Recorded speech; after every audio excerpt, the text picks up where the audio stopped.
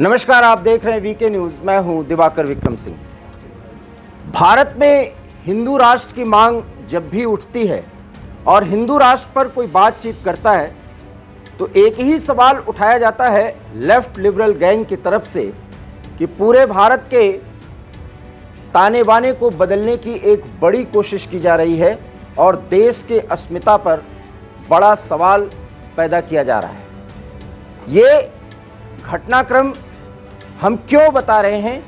क्योंकि कुछ ऐसी घटनाएं भारत के पड़ोस में हो रही हैं जिसको देख करके ये लगता है कि वास्तव में कोई शासन व्यवस्था कैसे अच्छी है, इसके लिए 2-3 मानक होने बहुत ज़रूरी हैं। एक, गुड गवर्नेंस।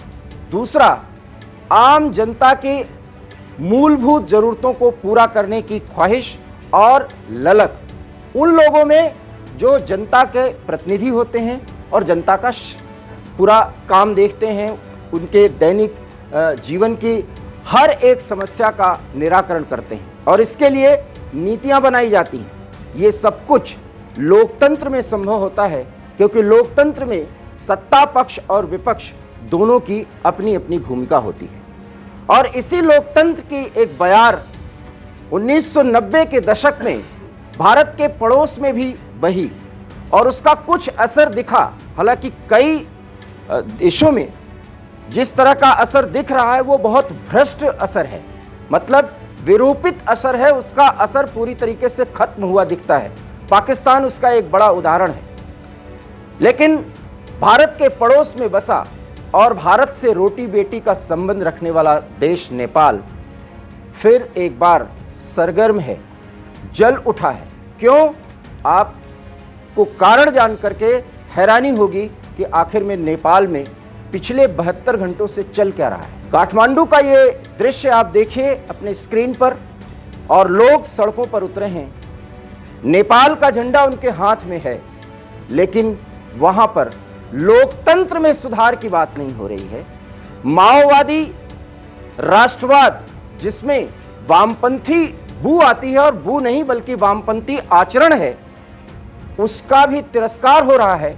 और एक बार फिर लोकतंत्र में राजशाही के स्थापना की बात की जा रही है, उसकी मांग हो रही है और उस राजशाही का मूल भाव ही है वो राष्ट्र हिंदू राष्ट्र घोषित कर दिया जाए। सवाल यह है कि जो राष्ट्र हिंदू राष्ट्र था, एक राष्ट्र के रूप में हिंदुत्व का प्रतीक पूरी दुनिया में और यूएन तक में उसकी कोई सानी नहीं थी, आज वही नेपाल 2 दशक के बाद इस स्थिति में क्यों पहुंच गया कि वहां पर लोकतंत्र नहीं बल्कि राजतंत्र की वापसी और हिंदू राष्ट्र के संकल्पना को फिर से साकार करने के लिए सड़कों पर लोग उतर गए हैं। गौर से देखिए इस वीडियो को और देखिए कि नेपाल में लोगों के बीच क्या कुछ उबल रहा है। और सबसे बड़ी बात है, जानकर आप हैरान हो जाएंगे कि इस राजतंत्र की वापसी के लिए वहां पर हिंदू राष्ट्र को स्थापित करने की अगुवाई कोई और नहीं कर रहा, बल्कि एक पूर्व माओवादी नेता है, उद्यमी है और काठमांडू में उसका वर्चस्व है। और वो मांग कर रहा है कि नेपाल में अब राजशाही आना चाहिए। हिंदू राष्ट्र का जो कंसेप्ट नेपाल में पला बढ़ा, जिसको कह सकते हैं आप पुष्पित हुआ, पल्लवित हुआ, मजबूत हुआ, वही राजतंत्र फिर आ जाए। आपको याद होगा कि नेपाल में राजतंत्र कितने हृदय विदारक तरीके से खत्म किया गया, जब वीरेंद्र विक्रम शाह को उनके घर में ही उनके अपने परिजन ने ही, आप कह सकते हैं कि उनके अपने लड़के और भतीजे ने ही मिलकर पूरा परिवार समाप्त कर दिया और राजतंत्र पर एक बड़ा सवाल लग गया था। वो भी पूरी दुनिया के लिए एक चौंकाने वाला घटनाक्रम था और वो इस वारदात की चर्चा आज भी होती है। उसके बाद नेपाल के लोगों की मूल भावनाएं और उनके रोजमर्रा की जरूरतों को पूरा करने में अक्षम हो गई तत्कालीन सरकारों पर से लोगों का भरोसा उठा। इसलिए वहां मांग उठी कि नेपाल में लोकतंत्र की स्थापना की जाए। और विडंबना देखिए, उस लोकतंत्र में माओवाद प्रभावित हो गया। और वो क्यों हुआ? क्योंकि चीन का कनेक्शन हुआ और चीन तब अपने माओवादी लाल झंडे तले पूंजीवाद को विकसित कर रहा था। मतलब समझिए, वहां पर दिखाने के लिए साम्यवाद था, लेकिन पूंजीवाद का विकास किया जा रहा था। मतलब अपने बहुत ही हल्के प्रोडक्ट्स, बहुत ही सस्ते प्रोडक्ट्स को बना करके पूरी दुनिया के कमजोर देशों को वो अपना डंपिंग ग्राउंड बना रहा था। और वो डंपिंग ग्राउंड सबसे पहले बना नेपाल, और उसके बाद हमारे देश के कुछ हुक्मरानों की कमी से भारत भी उसका शिकार हुआ। हालांकि अब सब कुछ स्थिति बदल गई पिछले एक दशक में। अब आप सोच रहे होंगे कि फिर ये राजतंत्र की मांग क्यों हो रही है और राजतंत्र की मांग करने वाला कौन है। देखिए, यही राजनीति की विडंबना है कि राजनीति को बदलने की मांग भी कर रहा है तो माओवादी कर रहा है। विचार से दुर्गा परसाई नाम है।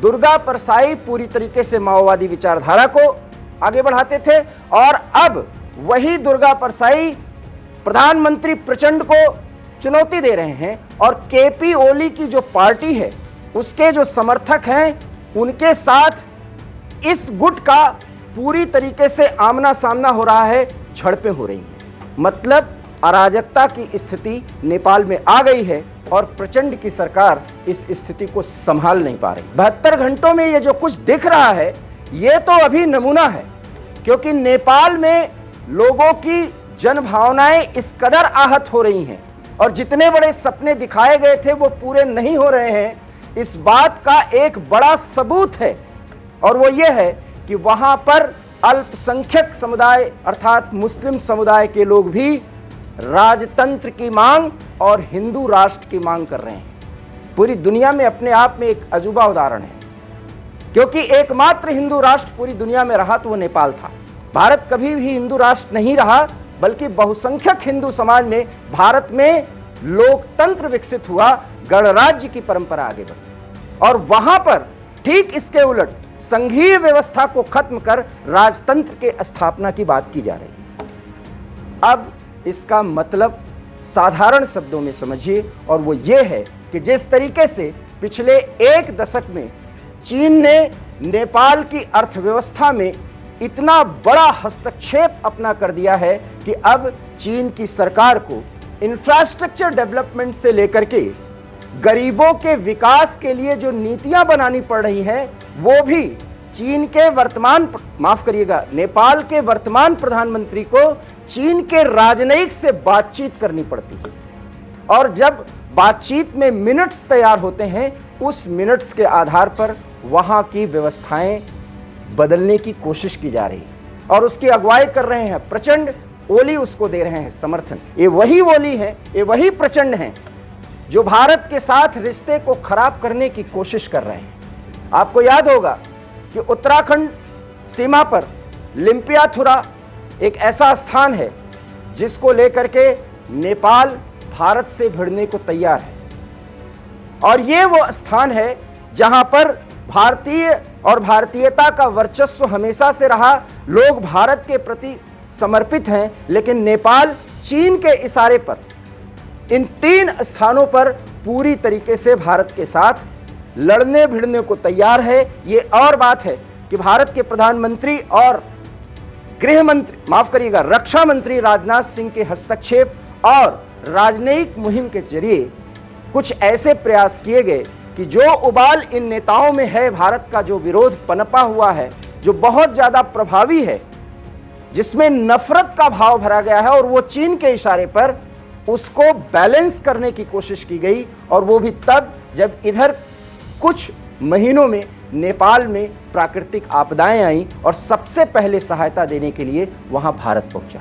2-3 बार की ऐसी वार्ता हुई जिसमें नेपाल के प्रधानमंत्री प्रचंड भी ये कह रहे हैं कि भारत के साथ रिश्ते बनाना और नेपाल का चीन और भारत के साथ बराबरी का व्यवहार और उसके साथ राजनयिक संबंध स्थापित करना प्रचंड सरकार की पहली कोशिश है, और वो इस कोशिश में लगे हुए हैं। लेकिन चीन कुछ ऐसा कर रहा है कि नेपाल अब उस तरह के निर्णय लेने को विवश है जिसका परिणाम आप सड़कों पर देख रहे हैं। किस तरीके से लोग राजतंत्र और हिंदू राष्ट्र के लिए वहां पर उतर चुके हैं। उनका विरोध इस बात का है कि चीन के इशारे पर जिस इकोनॉमी को नेपाल में आगे बढ़ाया जा रहा है वो नेपाली अस्मिता के लिए खतरा है।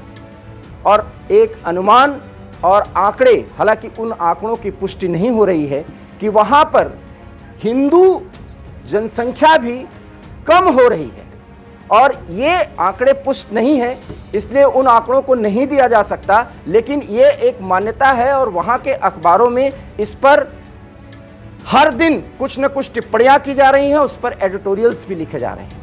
ये नेपाल की जनता को बहुत ज़्यादा परेशान कर रही है, उन्हें दुखी कर रही है, उन्हें उद्वेलित कर रही है कि वो सड़कों पर उतर जाएं। और सड़क पर वो इसलिए उतर रहे हैं क्योंकि उन्हें चीन का वर्चस्व नहीं चाहिए, उन्हें नेपाल में हिंदू राष्ट्र चाहिए, राजतंत्र चाहिए, वो राजतंत्र जो मंदिरों को और हिंदू अर्थव्यवस्था को, उस तौर तरीके को नेपाल में प्रभावी करे। बड़ा सवाल यह है कि फिर नेपाल में हिंदू राष्ट्र स्थापित होगा क्या? अभी फिलहाल ऐसा लगता नहीं, क्योंकि नेपाल के कई जिलों में स्थितियां बद से बदतर हो रही हैं। कुछ एक वर्ग का विकास हो रहा है, वो भी जन विकास के नाम पर, लेकिन नेपाल में बहुसंख्यक नेपाली समुदाय पूरी तरीके से आक्रांत है, क्योंकि भारत के साथ नेपाली अस्मिता को लेकर के इस तरीके से संबंधों को खराब कर लिया गया है कि अब भारत से रोटी बेटी का रिश्ता होते हुए भी नेपाली और भारतीय समुदाय में दूरियां बढ़ा दी गई हैं, और ये सब कुछ चीन के इशारे पर किया गया है। इसलिए एक पूर्व वामपंथी माओवादी नेता दुर्गा परसाई ही इस समय वहां पर न तो लोकतंत्र की मांग कर रहा है, न तो वहां पर माओवाद को ज्यादा मजबूत करने की मांग कर रहा है। वो ये कह रहा है कि नेपाल किसी देश के अधीन नहीं रहा है, चीन के अधीन आकर हम जिस व्यवस्था में आगे बढ़ रहे हैं वो नेपाल के लिए एक बड़ा खतरा है। इसलिए राजतंत्र की स्थापना होनी चाहिए, और उस राजतंत्र का मूल भाव है यहाँ हिंदू राष्ट्र घोषित किया जाना ही चाहिए। क्या हिंदू राष्ट्र नेपाल घोषित होगा और राजतंत्र की वापसी होगी? इसके लिए कौन करेगा प्रयास? क्या माओवादी और लोकतंत्र की आड़ में कुछ ऐसी पार्टियां जो चीन के इशारे पर काम कर रही हैं ऐसा होने देंगी? ये देखना दिलचस्प होगा। इसके बारे में जैसे भी घटनाक्रम आगे बढ़ेंगे वीके न्यूज़ आपको उसकी जानकारी देगा। आपको हमारी ये खबर कैसी लगी बताइए, अपनी प्रतिक्रिया दीजिए। देखते रहिए वीके न्यूज़। मुझे दीजिए इजाज़त। नमस्कार। वीके न्यूज़, राष्ट्र के नाम।